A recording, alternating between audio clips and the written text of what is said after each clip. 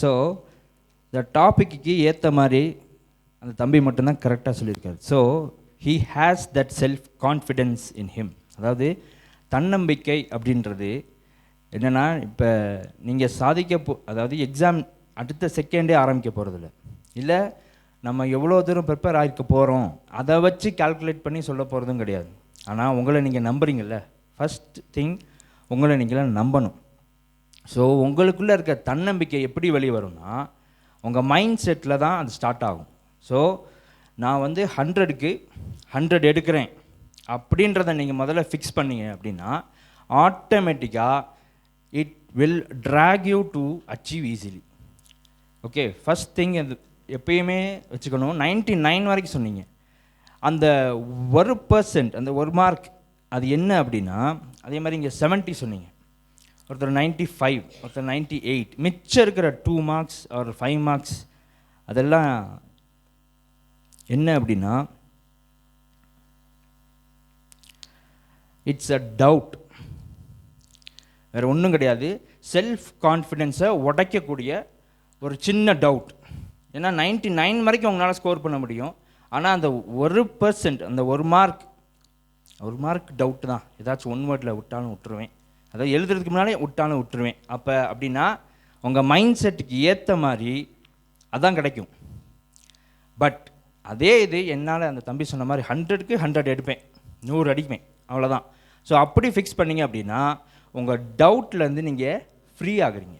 So இதில் சொல்லப்படுற மாதிரி இந்த டவுட்டுன்றது ஒரு ப்ரிசன் மாதிரி. பாஸ் ஆவோமோ பாஸ் ஆக மாட்டோமோ, 95 வருமோ இல்லை 75 வருமோ.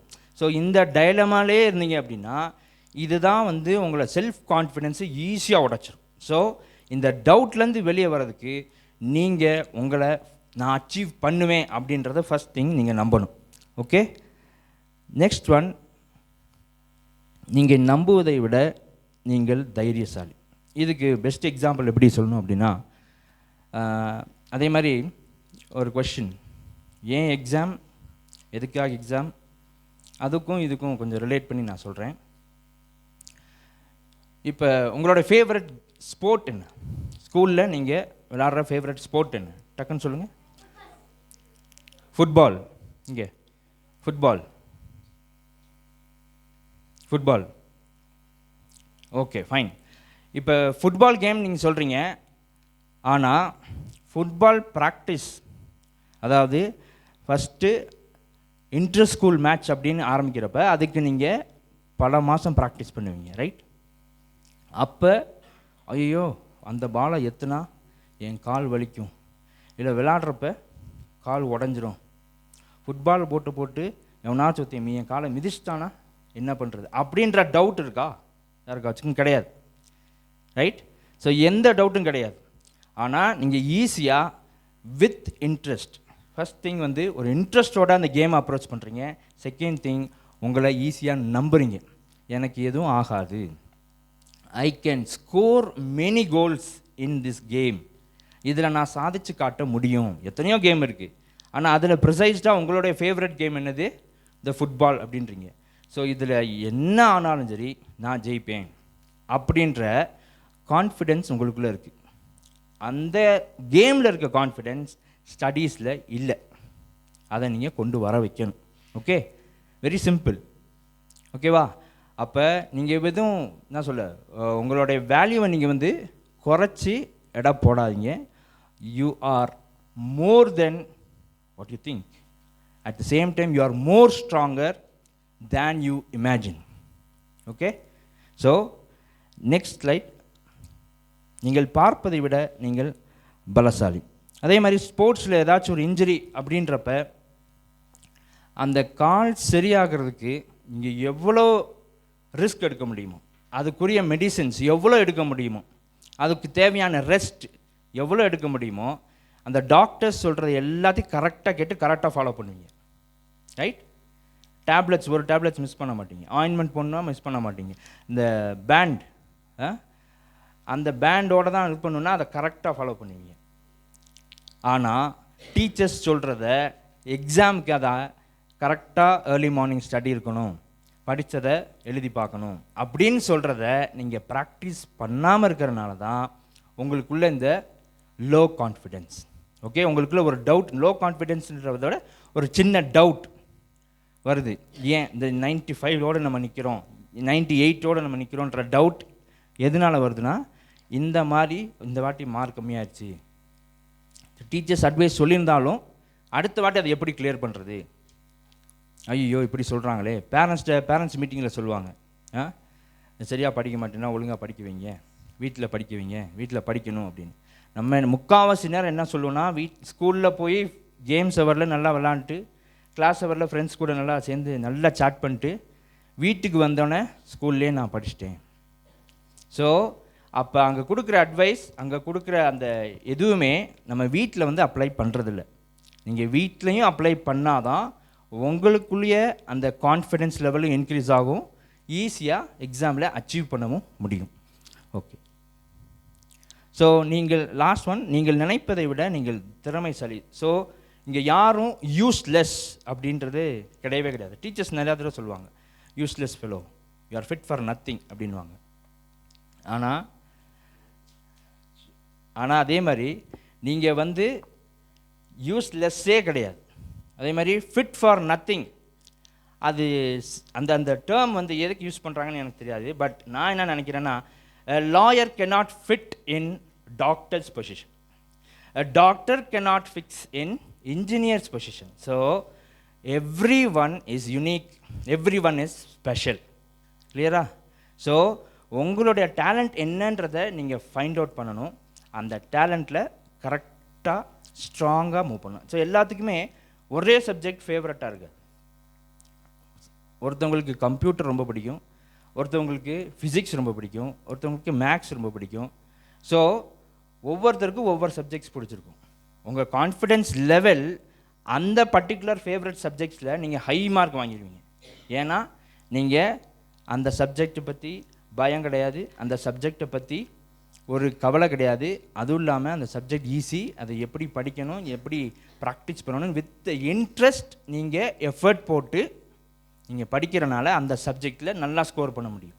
ஸோ ஏன் அந்த சப்ஜெக்ட் மட்டும் அப்படின்னா, அந்த சப்ஜெக்ட் உங்களுக்கு பிடிச்சிருக்கு, ஈஸி, அதே மாதிரி உங்கள் மேலே உங்களுக்கு அதிகமான நம்பிக்கை இருக்குது. இந்த சப்ஜெக்ட் தானே, இது ஈஸியாக மார்க் எடுத்துடலாம், இது இப்படி படித்தா ஈஸியாக பண்ணிடலாம் அப்படின்ற கான்ஃபிடென்ஸ் உங்களுக்குள்ளே இருக்குது. So you are not talentless, you are very well talented. Okay, so அதே மாதிரி ஃபுட்பாலில் நீங்கள் விளாட்றப்ப நிறைய ஸ்கில்ஸ் யூஸ் பண்ணுவீங்க. ஒரு ஆப்போனண்ட் வரான் அப்படின்னா அவனை டேக்கிள் பண்ணி ஈஸியாக மூவ் பண்ணி போயிட முடியும், ரைட்? போய்தான் ஆகணும், அப்படி போனால் தான் நம்ம கோல் பண்ண முடியும், அப்படி தானே? ஸோ இங்கே இருக்கிற எல்லாருக்குமே ஒரு டேலண்ட் இருக்குது, ஒரு ஸ்கில் இருக்குது. அது எக்ஸாமில் அப்ளை பண்ணுற விதம் தான் கொஞ்சம் நம்ம என்ன செய்யணும்னா, கொஞ்சம் கஷ்டப்பட்டு அந்த மெத்தட்ஸ் எல்லாம் யூஸ் பண்ண ஆரம்பிக்கணும். ஸோ இங்கே நீங்கள் உங்களுடைய ஸ்கில்ஸ், உங்களுடைய இது எல்லாத்தையுமே நீங்கள் என்ன செய்கிறீங்க அப்படின்னா, உங்கள் டவுட்டோடு சேர்த்து நீங்கள் பார்த்துக்கலாம் இந்த நாளைக்கு இருக்குல்ல, இந்த நாளைக்கு இந்த பெஸ்கிட்டில் கூட பார்த்தீங்க 4 மணிக்கு அலாம் வச்சுட்டு சரி இன்னும் டைம் இருக்குல்ல அப்படின்னு அந்த ஒரு சோம்பேறித்தனம் மட்டும்தான் உங்களுடைய டேலண்ட்ஸு, உங்கள் ஸ்கில்லை எல்லாத்தையும் அப்படியே ஸ்பாயில் பண்ணிடும். அதனால தான் உங்களால் என்ன செய்யணும், எக்ஸாம் ஹாலுக்கு போய் மறக்கிறதுக்குரிய மெயினான கான்செப்ட் அதுதான். ஸோ அதை நீங்கள் என்ன செய்யணும் அப்படின்னா, அந்த மாதிரி லேசியாக இருக்கவே கூடாது. அதே மாதிரி நீங்கள் சொன்னீங்க இப்போ 75, 95, 99 வரைக்கும் நீங்கள் மார்க்ஸ் ஃபிக்ஸ் பண்ணியிருக்கீங்க அப்படின்னா, ஏன் 100 வரைக்கும் சொன்னாலும் ஒரே ஒரு வார்த்தை மட்டும் நீங்கள் அடிக்கடி, அதாவது படிக்கிறப்ப எக்ஸாம் முடிகிற வரைக்கும் நீங்கள் உங்கள் ப்ரிப்பரேஷன் டைமில் இதை சொல்லிக்கிட்டே இருக்கணும். எவ்வளோ தூரம் ப்ரிப்பேர் பண்ணாலும் சரி, ஒரு 5 hours ஃபுல்லாக படித்தாலும் சரி, இட் இஸ் நாட் இனஃப். 99 எடுத்தாலும் it is not enough for me அப்படின்னு நீங்கள் உங்களையே செல்ஃப் மோட்டிவேட் பண்ணால் மட்டும்தான் நீங்கள் ஈஸியாக அச்சீவ் பண்ண முடியும், உங்கள் ஸ்கில்ஸும் சரியாக யூஸ் ஆகும். Okay, next one. ஓகே, இந்த கிளியை பார்த்துருக்கீங்க. இந்த கிளி எதை நம்பி அங்கே உட்காந்துருக்கு? எதை நம்பி அங்கே உட்காந்துருக்கு? மரக்கிளையை நம்பி உட்காந்துருக்கு. அப்படியா? மரக்கிளையை நம்பி உட்காந்துருக்குன்னு நீங்கள், இந்த மரக்கிளை உடஞ்சிருச்சுன்னா அதோட நம்பிக்கை வேஸ்ட் தானே. என்ன ஆயிரும்? மரக்கிளை உடஞ்ச உடனே அப்படியே கீழே விழுந்துருமா மரக்கிளையோடு சேர்ந்து? பறக்கும். அப்போ அது எதை நம்பி உட்காந்துருக்கு? அதோட விங்ஸை நம்பி தான் அங்கே உட்காந்துருக்கு. ஸோ அதே மாதிரி தான் நீங்களும் எத்தனையோ என்ன சொல்ல, அதான் லாஸ்ட் மினிட் அந்த எக்ஸாம் டைமில் நீங்கள் நின்னாலும் நீங்கள் உங்கள் மேலே வச்சுருக்கிற நம்பிக்கை ப்ளஸ் உங்களுடைய ஸ்கில்ஸ் அதை சரியாக யூஸ் பண்ணிங்க அப்படின்னா நீங்களும் உங்கள் எஃபர்ட்டுக்கு தகுந்த மாதிரி உங்களுடைய கான்ஃபிடென்ஸ் லெவல் என்ன செஞ்சிடும், ஈஸியாக உங்களை மேலே கொண்டு போயிடும். Okay okay last one. இந்த இந்த ஸ்லைடில் ஒரு சின்ன ஸ்டோரி நான் சொல்லி முடிச்சிடுறேன். ஸோ இதில் வந்து 2 தவளை வந்து பால் சட்டியில் விழுந்துருச்சு. ஸோ இதில் வந்து ஒரு தவளை என்ன செய்யுது, அந்த பால் சட்டியிலேருந்து தட்டன்னு அடித்து எப்படியாச்சு வெளியே வந்துடணும்னு சொல்லி முயற்சி பண்ணிக்கிட்டே இருக்கு. இன்னொரு தவளை என்ன செய்யுது, பண்ணி பார்க்குது, ஆனால் கொஞ்ச நேரத்தில் சோர்ந்து அப்படியே விட்டுருது. ஸோ இந்த இன்னொரு தவளை என்ன செய்யுது, அதை ட்ரை பண்ணி கடைசியில் என்ன ஆயிடுது, அந்த ஒரு சைடு ட்ரை பண்ண அந்த தவளை என்ன ஆகுது, அந்த பாலை வந்து அப்படி கெட்டி ஆக்கிடுது. ஒரு சைடு கெட்டி ஆனோன்னா அந்த தவளைக்கு ஒரு grip கிடச்சிது, டக்குன்னு ஜம்ப் பண்ணி வெளியே வந்துடுது. ஸோ இங்கேயும் சரி, நீங்கள் உங்கள் கான்ஃபிடென்ஸ் லெவலை எங்கே வைக்கிறீங்கன்னா பாஸ் ஆனால் போதும் அப்படின்னு நீங்கள் ஏன் பண்ணீங்கன்னா அந்த ஒரு தவளை மாதிரி அந்த லைட்டாக ட்ரை பண்ணிட்டு அப்படியே உட்காந்துருவீங்க. உங்களால் 95 98 100 எடுக்கிறதுக்கு வாய்ப்பு கிடையாது. ஓகே, ஸோ அது மாதிரி இல்லாமல் நீங்கள் என்ன ஆனாலும் சரி, இப்போ அந்த தவளை வந்து அந்த பாலில் தட்டன்னு அடிக்கிறப்போ ஒரு grip கிடச்சிருக்காது, ஒரு மோட்டிவேஷன் கிடச்சிருக்காது, ஒரு ஐடியா கிடச்சிருக்காது, ஒரு சப்போர்ட் கிடச்சிருக்காது. ஆனால் பேரண்ட்ஸ் சப்போர்ட்டோ டீச்சர்ஸ் சப்போர்ட்டோ இல்லை சர்ச் சப்போர்ட்டோ எதுவுமே இல்லாமல் நீங்கள் உங்களை நம்பி நீங்கள் என்ன செய்யணும், முயற்சி பண்ணிக்கிட்டே இருக்கணும். உங்கள் எஃபர்ட் உங்களுடைய ஸ்கில்ஸ் எதுவுமே வேஸ்ட் ஆகாமல் நீங்கள் எஃபர்ட் போட்டுக்கிட்டே இருந்தீங்கன்னா அட் ஒன்ஸ் அந்த டைம் வர வரைக்கும் போட்டுக்கிட்டே இருக்கணும். அந்த டைம் கரெக்டாக வந்த உடனே டக்குன்னு நீங்கள் டாப்புக்கு வந்துடுவீங்க. So don't lose your confidence. இதுலேயே ஒரு 2 ஸ்லைட் மிஸ் ஆயிடுச்சு. ஒன்று என்னென்னா, எக்ஸாம் நெருங்குற வரைக்கும் நீங்கள் எப்படி இருப்பீங்க அப்படின்னா பக்காவாக எக்ஸாமுக்கு ப்ரிப்பேர் ஆகிட்டே இருப்பீங்க. அந்த எக்ஸாம் நெருங்குற நேரம் பார்த்திங்கன்னா அந்த ஃபஸ்ட்டு எக்ஸாம் ஸ்டார்ட் பண்ணுறப்ப உங்களுக்கு எக்ஸாம் ஃபியர் ஆரம்பிச்சிடும் கொஞ்சம் கொஞ்சமாக. ஓகே, ஆனால் அந்த ஃபஸ்ட் எக்ஸாம் முடித்ததுக்கப்புறம் ஒரு 2-3 எக்ஸாம் முடித்ததுக்கப்புறம் உங்களுக்குள்ளே என்ன ஆயிரும்னா ஓவர் கான்ஃபிடென்ஸ் அப்படின்னு ஒன்று ஆரம்பிச்சிடும்.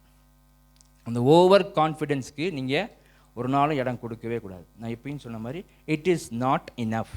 அதை எப்பயுமே சொல்லிவிட்டு நீங்கள் உங்களுடைய எக்ஸாம் ஸ்டடீஸ் மெத்தடாலஜி எல்லாத்தையும் ஃபாலோ பண்ணிக்கிட்டே இருக்கணும். ஓகே, அதே சமயம் ஒரு எக்ஸாமில் ஒரு கொஷின் பேப்பர் டஃப் ஆயிடுச்சு அப்படின்னா உடனே ரொம்ப லோ கான்ஃபிடென்ஸும் ஆயிடக்கூடாது. ஓகே, லோ கான்ஃபிடென்ஸும் ஆயிடக்கூடாது. ஸோ சம்டைம்ஸ் என்ன ஆகும் அப்படின்னா இந்த லோ கான்ஃபிடென்ஸ், இந்த ஓவர் கான்ஃபிடென்ஸ்லாம் மெயினாக எங்கே இதாகும் அப்படின்னா உங்கள் ஃப்ரெண்ட்ஸ் சர்க்கிள்குள்ளே தான் அது ரொம்ப ஜாஸ்தியாக இருக்கும். நீங்கள் அவங்களாம் வீட்டில் படிச்சுட்டு வந்திருப்பாங்க, உங்களை பிடிச்சி அதை பார்த்துக்கலாம்டா வாடா அப்படின்னு சொல்லி கம்ப்ளீட்டாக ஏதாச்சும் ஒரு கதையை பேசி உங்களை வந்து அப்படியே டைவெர்ட் பண்ணிடுவாங்க. ஸோ நீங்கள் அந்த மாதிரி இதுக்கு இடம் கொடுக்காமல் கரெக்டாக ஷார்ப்பாக இருந்துக்கோங்க. ஓவர் கான்ஃபிடென்ஸும் நமக்கு வேணாம், லோவர் கான்ஃபிடென்ஸும் நமக்கு வேணாம். நமக்கு வேணுன்றது எது? செல்ஃப் கான்ஃபிடென்ஸ் மட்டும்தான். ஓகேவா?